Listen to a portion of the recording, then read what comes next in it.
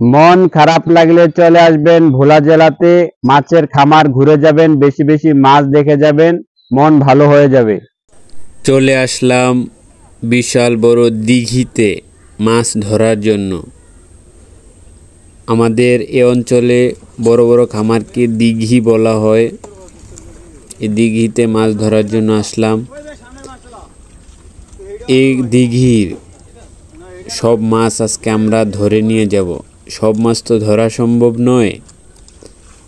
আমাদের জালে যত পরিমাণে মাছ ওঠে সব মাছ আমরা নিয়ে নেব।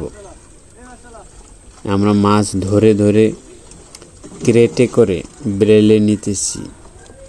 একটি মাছও ছাড়ব না, যত পরিমাণে উঠুক না কেন।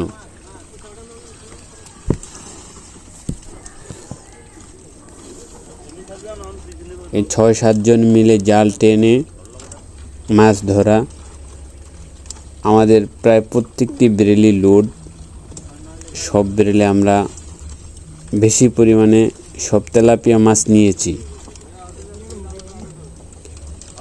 এটা হলো একটি তেলাপিয়া মাছের বড় খামার। এই খামারটির পার মেরামত করতে হবে। দেখতে পাচ্ছেন শিকড় অলরেডি জেগে গেছে, কাজ করাতে হবে। তাই জন্য খামারের সব মাছ ধরে নেওয়া হবে।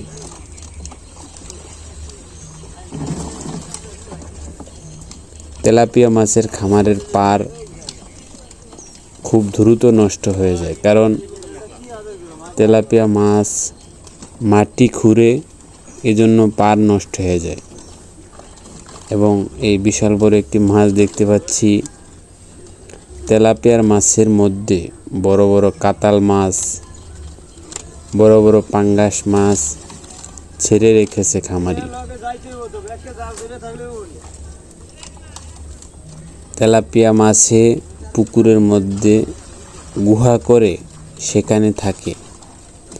তেলাপিয়া মাছ ছাড়াও গুহার মধ্যে থাকে মিনার কাপ মাছ, লাইলন টিকা মাছ, এসব মাছ।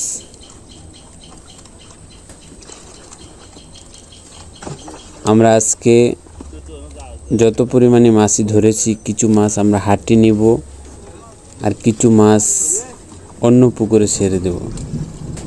এই পুকুরে একটি মাছও রাখা যাবে না, কারণ সব মাছ আমরা ধরে নেব। পুকুর কমপ্লিট শুকানোর আগে সব মাছ জাল টেনে ধরে নিতে হয়, তাহলেই খুব দ্রুত মাছ ধরে ফেলা যায়। আর যদি জাল টেনে মাছ ধরা না হয়, তাহলে পুকুর শুকালে সে পুকুরে অনেক মাছ থাকে, অনেক মাছ মারা যায়, ধরা যায় না। তাই জন্য আগেই সব মাছ জাল টেনে ধরে নিতে হয়। আমরা আজকে একটি মাছও ছাড়ব না। আমাদের এলাকায় অলরেডি মেঘ করেছে, বৃষ্টিও নেমে গেছে।